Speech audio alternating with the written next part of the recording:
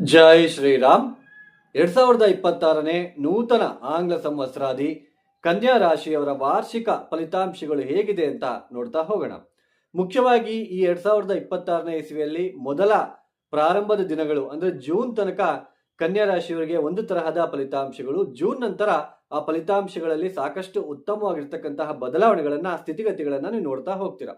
ಮುಖ್ಯವಾಗಿ ವರ್ಷದ ಪ್ರಾರಂಭದಲ್ಲಿ ದಶಮ ಸ್ಥಾನದಲ್ಲಿ ಗುರು ವಕ್ರೆ ಆಗಿರ್ತಾರೆ, ಸಪ್ತಮ ಸ್ಥಾನದಲ್ಲಿ ಶನಿಯ ಸಂಚಾರ, ಮತ್ತೊಮ್ಮೆ 6ನೇ ಮನೆಯಲ್ಲಿ ರಾಹು ಮತ್ತೆ 12ನೇ ಮನೆಯಲ್ಲಿ ಕೇತುವಿನ ಸಂಚಾರ. ಈ ಸಪ್ತಮ ಸ್ಥಾನಕ್ಕೆ ಶನಿಯಂತಹ ಗ್ರಹ ಬಂದು ಸಪ್ತಮಾಧಿಪತಿ ಗುರು ದಶಮ ಸ್ಥಾನದಲ್ಲಿ ವಕ್ರೆ ಆದಾಗ ಮಾನಸಿಕವಾಗಿ ತೊಂದರೆಗಳು, ಆರೋಗ್ಯದಲ್ಲಿ ಏರುಪೇರುಗಳು ಉಂಟಾಗ್ತಕ್ಕಂಥದ್ದು, ಆ ಗಂಡ ಹೆಂಡತಿಯ ವಿಚಾರದಲ್ಲಿ ಆ ಬಾಂಡಿಂಗ್, ಆ ರಿಲೇಶನ್ಶಿಪ್ ಅಲ್ಲಿ ಎಲ್ಲೋ ಒಂಥರ ಅಡೆತಡೆ ಅನ್ನಿಸ್ತಕ್ಕಂಥದ್ದು, ರಿಸ್ಟ್ರಿಕ್ಷನ್ ಕ್ರಿಯೇಟ್ ಆಗ್ತಕ್ಕಂಥದ್ದು, ವ್ಯಾಪಾರದಲ್ಲಿ ಸಾಕಷ್ಟು ಹಣಕಾಸಿನ ಕೊರತೆ ಉಂಟಾಗ್ತಕ್ಕಂಥದ್ದು, ಹೋಟೆಲ್ ಬಿಸ್ನೆಸ್ ಆಗಿರ್ಬೋದು, ನೀವು ಯಾವುದೇ ಬಿಸ್ನೆಸ್ ತಗೊಳ್ಳಿ ಅದರಲ್ಲಿ ಜಾಸ್ತಿ ಕಷ್ಟ ಇರುತ್ತೆ, ಪ್ರತಿಫಲ ಕಡಿಮೆ ಇರುತ್ತೆ. ಮತ್ತೊಮ್ಮೆ ಪಾಲುದಾರಿಕೆ ವ್ಯಾಪಾರದಲ್ಲೂ ಕೂಡ ಸಾಕಷ್ಟು ವಿಳಂಬಗಳನ್ನ ನೀವು ನೋಡ್ತಾ ಬರ್ತೀರಾ. ಮತ್ತೊಮ್ಮೆ ಮದುವೆ ಆಗದೆ ಇರ್ತಕ್ಕಂಥವ್ರಿಗೆ ಮದುವೆ ಪ್ರಯತ್ನ ಮಾಡ್ತಾ ಇರ್ತೀರಾ, ಹತ್ರಕ್ಕೆ ಬಂದು ಆ ಸಂಬಂಧಗಳು ಅಲ್ಲಿಗೆ ಅರ್ಧಕ್ಕೆ ನಿಂತು ಹೋಗ್ತಾ ಇರುತ್ತೆ. ಈ ತರ ಸಿಚುಯೇಷನ್ ಸ್ವಲ್ಪ ಜಾಸ್ತಿ ನೀವು ನೋಡ್ತಾ ಇರ್ತೀರಾ.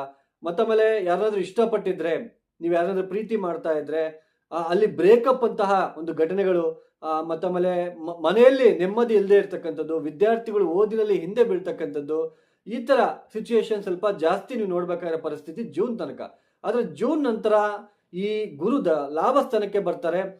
ಮದುವೆ ಆಗದೆ ಇರ್ತಕ್ಕಂಥವ್ರಿಗೆ ಕಂಕಣ ಭಾಗ್ಯ ಬರ್ತಕ್ಕಂಥದ್ದು, ಮತ್ತೊಮ್ಮೆ ಆರ್ಥಿಕ ವಿಚಾರದಲ್ಲಿ ಸಾಕಷ್ಟು ಪ್ರಗತಿ ಉಂಟಾಗ್ತಕ್ಕಂಥದ್ದು, ಮತ್ತೆ ವ್ಯಾಪಾರದಲ್ಲಿ ಇಷ್ಟು ದಿನ ಏನು ನೀವು ನೋವು ಪಡ್ತಾ ಇರ್ತೀರಲ್ವಾ, ಸೊ ಇಲ್ಲಿ ಆ ವ್ಯಾಪಾರದಲ್ಲಿ ಸಾಕಷ್ಟು ಉತ್ತಮವಾದ ಪ್ರಗತಿಯನ್ನು ನೀವು ನೋಡ್ತಕ್ಕಂಥದ್ದು.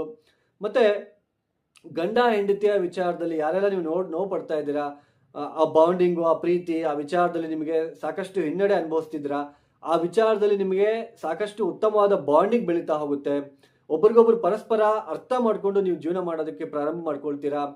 ಹೊಸ ಆದಾಯ ಮಾರ್ಗಗಳು ನಿಮಗೆ ಉತ್ಪತ್ತಿ ಆಗ್ತಕ್ಕಂಥದ್ದು, ಮತ್ತೊಮ್ಮೆ ಮುಖ್ಯವಾಗಿ ಸಂತಾನ ಆಗದೆ ಇರ್ತಕ್ಕಂಥವ್ರಿಗೆ ಸಂತಾನ ಆಗ್ತಕ್ಕಂತಹ ಲಕ್ಷಣಗಳು ಸಿಗ್ತಕ್ಕಂಥದ್ದು, ಈ ತರ ಸಾಕಷ್ಟು ಉತ್ತಮವಾದ ಪ್ರಗತಿಗಳು ನಿಮಗೆ June, July, August, September, October ಅಲ್ಲಿ ಸಿಗ್ತಾ ಹೋಗುತ್ತೆ. ಜೂನ್ ತನಕ ಆ ಫಲಿತಾಂಶಗಳು ಸ್ವಲ್ಪ ತೊಂದರೆಗಳು, ಚಿಕ್ಕ ಪುಟ್ಟ ಕಲಹಗಳು, ಆರೋಗ್ಯದಲ್ಲಿ ವ್ಯತ್ಯಾಸಗಳು, ಈ ತರ ಎಲ್ಲ ನೀವು ನೋಡ್ಬೇಕಾಗಿರುತ್ತೆ.